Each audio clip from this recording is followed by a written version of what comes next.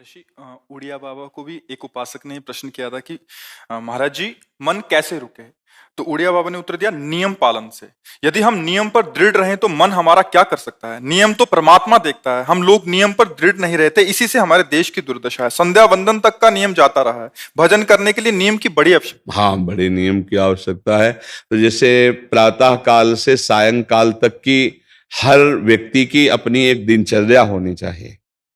ऐसा नहीं कि आज हम 4 बजे उठे, कल 7 बजे उठे, पर फिर मन को आप कंट्रोल नहीं कर पाएंगे। मन के लिए एक दिनचर्या होनी चाहिए कि हमको 10 बजे सोना है, 4 बजे उठ जाना है, तो फिर 4 से 4:15 नहीं होना चाहिए, 4 बजे उठ जाना, ऐसा नियम बना ले। और उठ करके हमको थोड़ी देर नाम जप करना है, थोड़ी देर हमें वाणी जी का गायन करना है, थोड़ी देर हमें ध्यान, एक अपनी दिनचर्या। फिर हम अपने संसार के कार्य के नियम, जो संसार के कार्य हैं, उनको भी करते हुए भगवान को समर्पित करें। जैसे जो पद में है, जो आपको राष्ट्र सेवा मिली है, जो आपको समाज सेवा के पद मिले हैं, या आपको जो घर की सेवा के कार्य मिले हैं, उनमें बहुत धर्म पूर्वक आचरण होना चाहिए। अगर आप अधर्म आचरण करते हैं, अपने पद का दुरुपयोग करते हैं, तो आप सुबह जग करके थोड़ा माला चला लीजिए, फिर भी आपका कल्याण नहीं होगा, क्योंकि आप अपने पद का, अपने सेवा का दुरुपयोग कर रहे हैं। जैसे हम जानते हैं कि अधर्म आचरण है, ये अधर्मी है, हमें पता है दोषी है, और वो हमको कुछ धन दे देता है, और हम उसको मुक्त करवाने की बात सोचते हैं, और जो निर्दोष है उसको फंसा देते हैं। अब तुम चाहे जितना माला चलाने की कोशिश करो या दान पुण्य करो, वो तुम्हारा अधर्म आचरण, वो अधर्म का धन तुम्हें सतमार्ग में नहीं जाने देगा। नियम लेना चाहिए कि जिस पद में है, जिस धर्म में है, जिस कर्तव्य में है, चाहे कुछ भी हो जाए, हम अपने कर्तव्य से विमुख नहीं होंगे। जितना जप महान है, उतने कर्तव्य महान है। दोनों बातें समझना है। जब माला फेरा और इसके बाद बेईमानी, अधर्माचरण, इनका कोई नियम नहीं है कि हमें कैसे चलना है, तो वो माला काम नहीं कर पाएगा, क्योंकि उसका तभी सत्य भाव माना जाएगा माला जपला जब धर्माचरण है। धर्माचरण नियम से। बोले वो बड़े कट्टर नियम वाले हैं, उनको घूस नहीं, आप उनको भयभीत करके नहीं काम करवा सकते, प्रलोभन में काम नहीं करा सकते। ये हमारी गृहस्थी है ना, तो गृहस्थी के पालन के लिए धन चाहिए, और धन के लिए हम धर्म को आगे रखें, धन को नहीं। धर्म को, हमारा कर्तव्य क्या, प्रायः जैसे पूज्य बाबा ने कहा, आज हमारे देश में बहुत दुर्दशा हो रही है। दुर्दशा हो रही, क्यों? क्योंकि सब अपनी जगह से गलत हो रहे हैं। अगर अपनी जगह हम ठीक रहे तो हमारी दुर्दशा नहीं होगी, हमारा भजन कम होगा, लेकिन हम धर्म से चल रहे हैं तो हम विजयी होंगे। हम भगवान को प्रसन्न कर सकते हैं, क्योंकि हमें जो कार्य मिला है वो भगवान का ही कार्य, सृष्टि भगवान का कार्य। जैसे नए बच्चे कुछ वकालत पढ़ रहे थे, तो यहाँ के प्रश्न किया था कि हम जानते हैं कि वो दोषी नहीं है, हम जानते हैं कि वो दोषी है, पर दोषी हमें पैसा दे रहा है, तो हम वकालत पढ़ी इसीलिए, हम उसको जिताएंगे, तो ये क्या कोई पाप है? तो उनका खुला पाप है। बोले नहीं, हमारी कोई ऐसा कंपनी दो, ऐसा कुछ बोले कि हमारी कंपनी को ये सिखाया जाता है, तो हमको तो ये करना ही होगा, अगर नहीं करेंगे तो हमारी वकालत का मतलब क्या रहा? तो नहीं, वकालत का मतलब अधर्मी को मुक्त करवाना नहीं है। वकालत का मतलब अधर्मी के सबूत एकत्रित करके उसको दंड दिलवाना है, और धर्मात्मा को मुक्त करवाना है। अब इसके लिए आपके पास अर्थव्यवस्था अगर कमजोर भी है, तो धर्म व्यवस्था आपकी पूरी है। धर्म व्यवस्था ठीक है तो परिवार स्वस्थ रहेगा, सुखी रहेगा, भगवान आप पर प्रसन्न रहेंगे। अच्छा, फिर हमने तर्क रखा कि जैसे आपकी बहन के साथ कोई गलत व्यवहार करे, आपको पता है, और वो आपको 10 लाख रुपया घूस दे, तो क्या आप उसका पक्ष लेंगे? नहीं, तो फिर दूसरी बहन के साथ किया है। अब यहां विचार करना है ना, अपने भाई का अगर कत्ल किए हो, मुझे पता हो कि ये दोषी है, तो क्या हम पैसे से उसको मुक्त करने देंगे? लगेगा कि जान की बाजी लगा देंगे, और तुम्हें हम ऐसे ही एक गरीब आदमी की किसी ने हत्या की, तो आपका पक्ष बनता है। पर यह ज्ञान कहां मिलेगा? बिना अध्यात्म के ज्ञान तो मिलेगा नहीं। ज्ञान तो इस बात का मिला कि कैसे पैसा कमाया जाए। अच्छा, वो पैसा यदि अधर्म से आया है तो आपकी दुर्दशा कर देगा, आपकी बुद्धि भ्रष्ट कर देगा। तो जो बाबा कह रहे हैं कि आज हमारे समाज की बड़ी दुर्दशा हो रही, उसका कारण यही है कि हमें अध्यात्म का ज्ञान नहीं, हमें धर्म का ज्ञान नहीं, और बड़ी बड़ी गलतियां हो जाती है। बिल्कुल पता है आदमी निर्दोष है और हम धन के प्रभाव से उसको दंड दे देते हैं। वो दंडा भगवान जब आपको पलट कर देंगे तो आप सह नहीं पाओगे, उसका परिणाम बहुत बुरा होता है। तो इसलिए समाज को चाहिए अपने अपने कर्तव्य का पालन करते हुए एक नियमावली बना ले। जैसे कुछ दुकानों का नियम होता है कि वहां फिक्स रेट होता है, नहीं होता? वहां ये नहीं चलेगा कि कसम से कहते हैं कि तुम्हें हम अपना जान करके कि 100 रुपया मीटर ये मिला है, हम बिल्कुल मुनाफा नहीं ले रहे। नहीं, झूठ क्यों बोल रहे हो? दुकान खोले हो मुनाफा के लिए, झूठ क्यों बोल रहे हो? नहीं लेंगे मुनाफा, हम जितने का लाए हैं उससे मुनाफा लेंगे, पर 120 रुपया मीटर देंगे, कपड़ा बढ़िया है, नाप फिट है, इससे नीचे नहीं उतरेंगे, हमें सफाई देने की जरूरत नहीं है कि हम कसम खाते हैं या ऐसा। हम जानते हो ये बिजली है, दुकान है, नौकर लगे हैं, तो इसका मुनाफा लेने के लिए दुकान खोलें, कोई दान करने के लिए तो नहीं। तो सबको पता है मुनाफा लेगा, लेकिन एक फिक्स दाम, उसे 10-20 रुपया का मुनाफा लेकर के हम उसको बेच रहे हैं। लेकिन झूठ क्यों बोले? बोले झूठ के बिना धंधा नहीं चलता। नहीं, ऐसा नहीं है।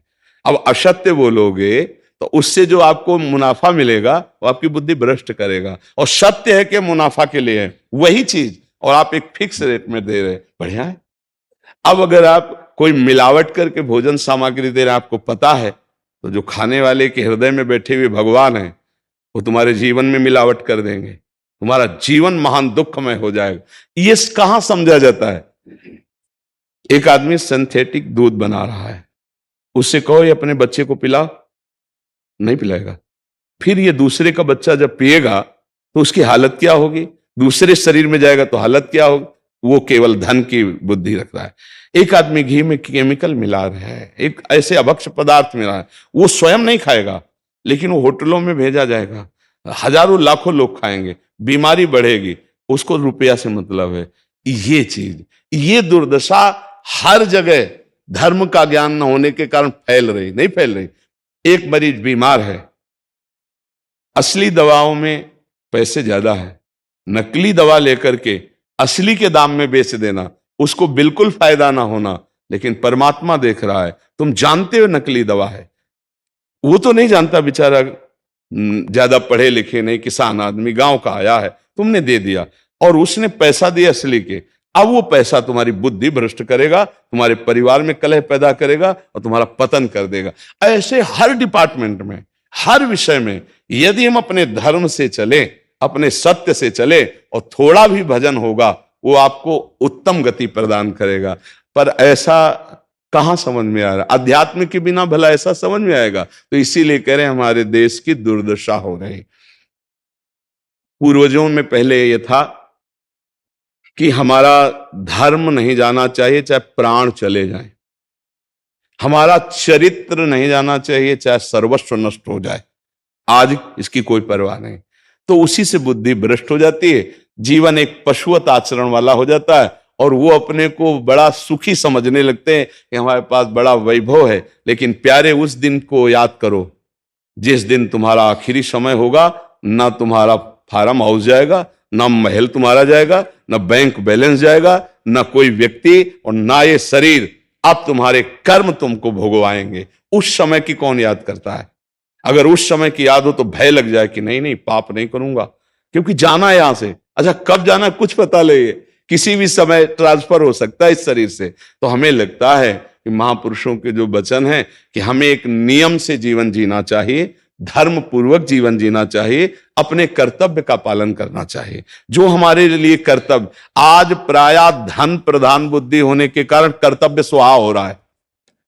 एक विद्यालय में विद्यार्थी के लिए जो गुरु पद में बैठा, उसका क्या कर्तव्य है?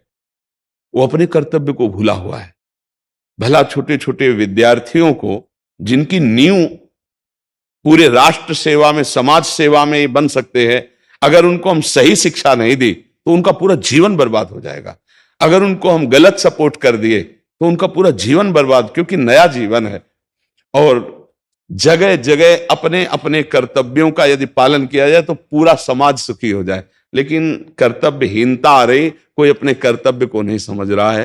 तो यही बात महापुरुष जनों को दुख लगता है कि अगर सब अपने कर्तव्य का पालन करें, धर्म का पालन करें, भगवान का नाम जप करें तो सब सुखी हो जाए। सुख सब चाहते हैं और आचरण दुख वाले करते, इसीलिए सुख नहीं मिल रहा है, परिणाम में हमें दुख मिल रहा है। सच्ची मानना, वो रुपया पूरे परिवार में अशांति पैदा कर देगा। और धर्म पूर्वक 100 रुपया लाओगे और 4-5 परिवार के बैठ के नमक रोटी खाओगे, आनंद से सोओगे, बड़ा प्यार रहेगा, भगवान की कृपा रहेगी। पर ये बात समझ में नहीं आती है। तो ये वृत्ति अगर छोड़ी ना जाएगी तो कुछ भी कर लो, कहीं भी दान पुण्य कर लो, लाभ नहीं मिलेगा। अगर दान देने की बात कही गई है तो धर्म पूर्वक कमाए हुए धन से। अगर आप मेहनत से कमाए हो ना, 10 रुपया दे दोगे ना, तो 10 रुपये का वो आटा लाके अगर 2 रोटी खाएगा तो खूब वजन होगा। और आप 1 लाख रुपया बेईमानी कर रख दोगे ना, तो बैठे बैठे वो गंदा ही सोचेगा, वजन नहीं होगा। उसका गंदा सोचना और आपका गंदा करना, दोनों मिल करके उसके कारण भी तो आप बने ना, तो आपका ही पतन हो जाएगा। उसको तो भगवान बचा लेंगे क्योंकि भगवान की शरण में। तो मुझे लगता है अधर्म के धन से कभी किसी को लाभ नहीं मिलता। तो अपने कर्तव्य का पालन करते हुए यदि नाम जप किया जाए तो बहुत जल्दी हमको लाभ प्राप्त हो जाए। बहुत सुंदर मतलब ये चर्चा होती है, अगर आप लोग इसको धारण कर लें तो निहाल हो जाएंगे। सच्ची कह रहे, ये जो बातें हैं ये बहुत सुंदर जीवन को पुष्ट करने वाली हैं, पर आप धारण कर लें तो बात है। नहीं तो जैसे लाभ दिखाई दे रहा 50,000, तो ये बातें भूल जाओगे, ये बातें अच्छी नहीं लगेंगी। हे यार, बहुत बढ़िया काम घर में आएगा, पर हमारी ये बात ध्यान रखना, वो 50,000 घर में अशांति पैदा कर देगा। सच्ची मानना, आप धर्म से चलना, धर्म से चलोगे तो भगवान तुम्हारी रक्षा में रहेंगे। अधर्माचरण, देखो कैसी कैसी घटनाएं होती हैं। बढ़िया कार है, फिल्मी गाना लगाए चल रहे हैं, और वो एक्सीडेंट हुआ, आग लग गई, बाहर निकल ही नहीं पाए, वो अंदर ही जल गए। क्या हुआ? ये करोड़ों रुपए की कार भूंज दिया तुमको अंदर ही बैठाल के, धू धू करके आग लग गई, अंदर जल। ऐसे जलना चाहते हो या भगवान के आनंद में चिंतन करके शरीर छोटे हो फिर दाह संस्कार हो ऐसे कि सब लोग भगवान के नाम का कीर्तन करते ही जा रहे, फिर आपका अंतिम संस्कार वहां जीवित जल गए? क्या हो सकता है?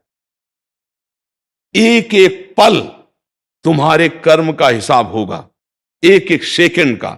ऐसे कर्म करो कि हमारा अच्छा हिसाब हो, बुरा हिसाब। ये मत समझो कोई देख नहीं रहा, वो देख रहा है जिसको हिसाब करना है, वो देख रहा है। उसके लिए कोई वकील या किसी सबूत की जरूरत नहीं होती, वो सर्वांतर्यामी आपके अंदर बैठे ही देख रहा है। तो सदैव जैसे सत्संग सुन रहे हैं, तो अगर हाथ जोड़ के प्रार्थना है, थोड़ी भी बात मान लोगे तो आप सच्चे सुख के मार्ग में चलने लगोगे।